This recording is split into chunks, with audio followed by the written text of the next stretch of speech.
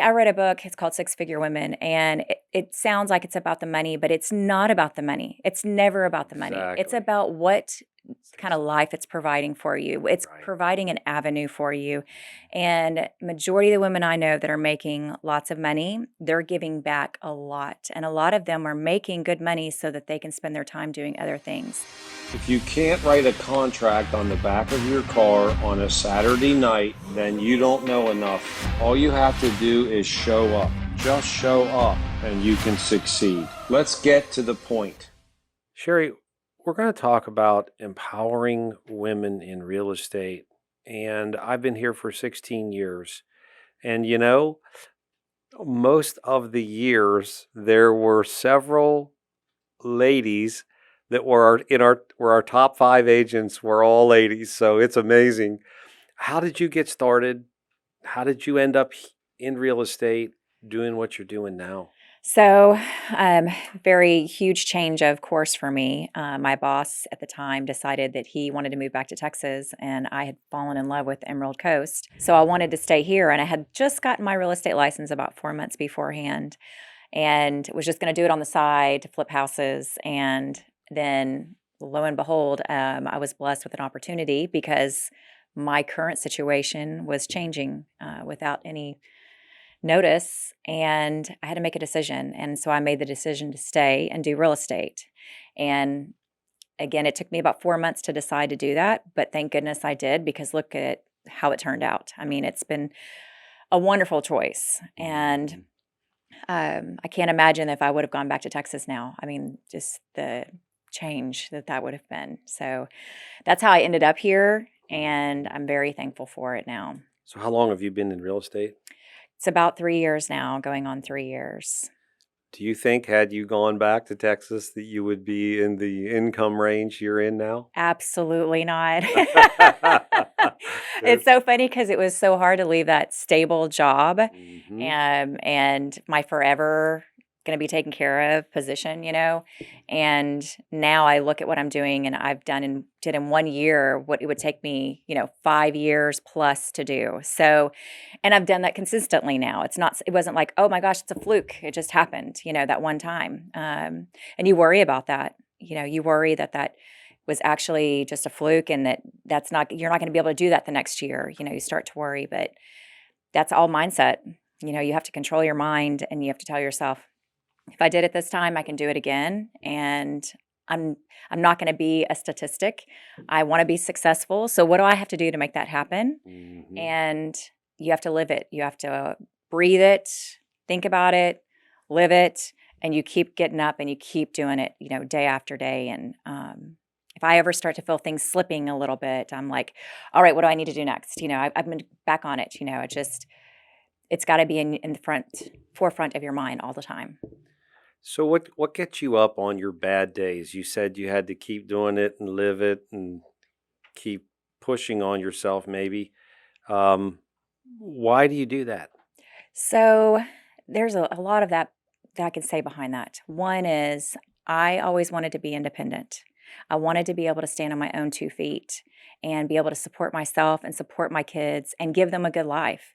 I didn't grow up with very much, and there wasn't a lot of stability in my home. So those are things that I thrive, and that gets me up every morning. And there's really in real estate, it's a little bit different for me because I love what I do. So it's not like I wake up dreading getting to work or anything. I wake up and I love what I do.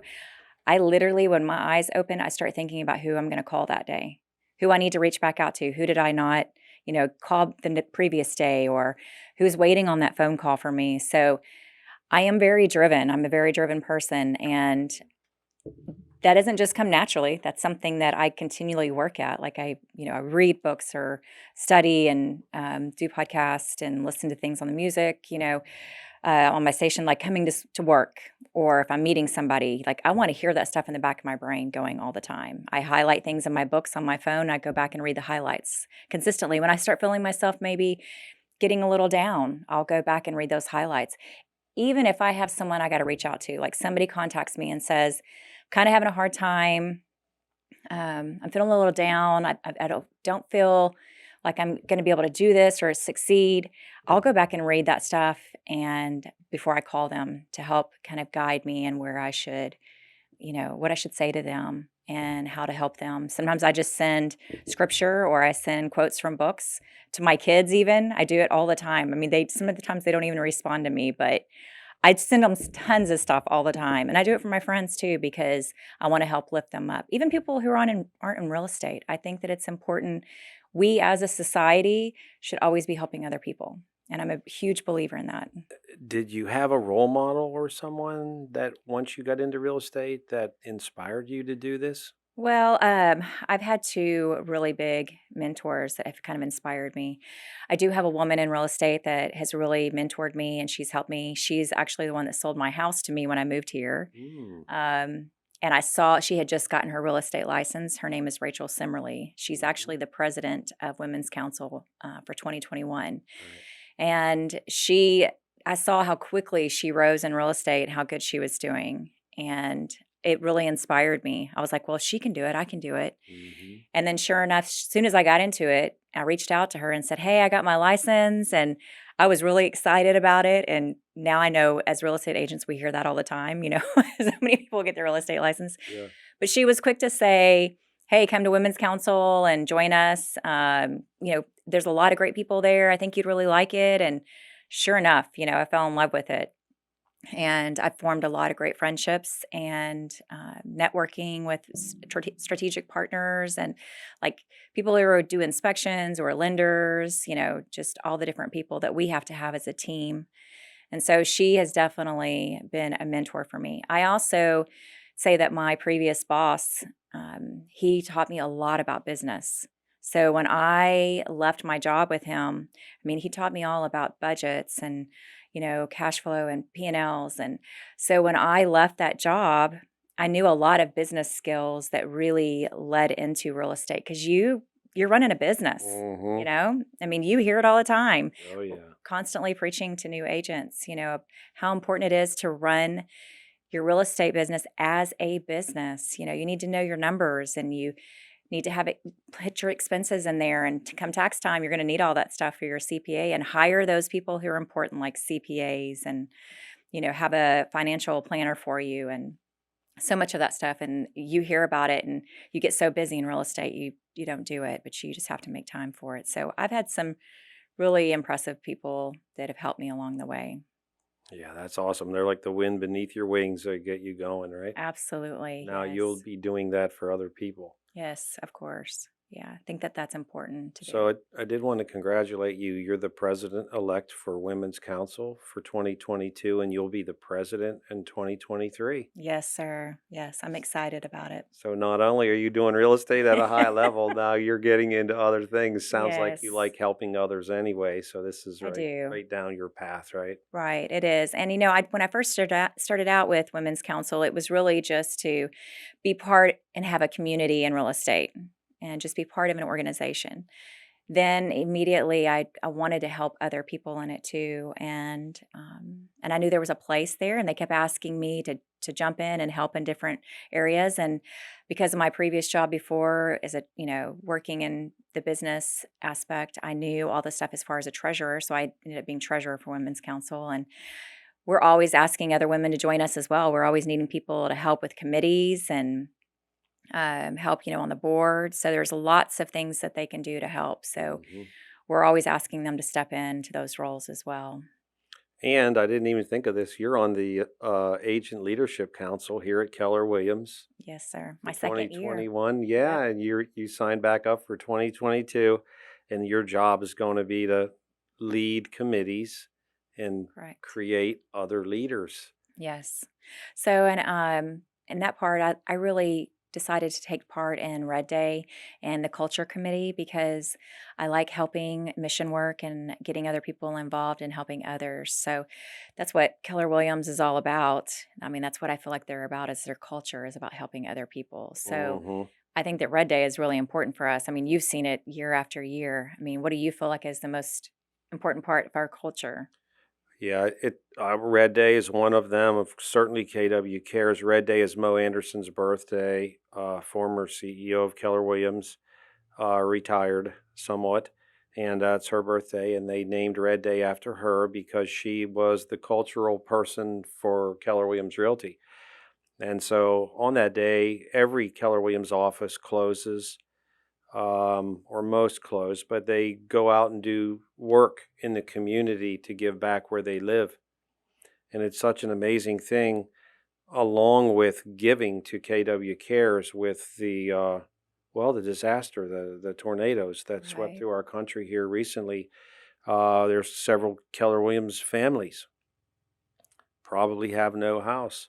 KW Cares will, through the donations from other Keller Williams agents, go there and provide support for both financial and physical. And that's what you signed up to be the Yeah, leadership person for that. absolutely. And there we don't. It's so hard because just because you're not there, sometimes you don't know what to do, and you don't know how to help them.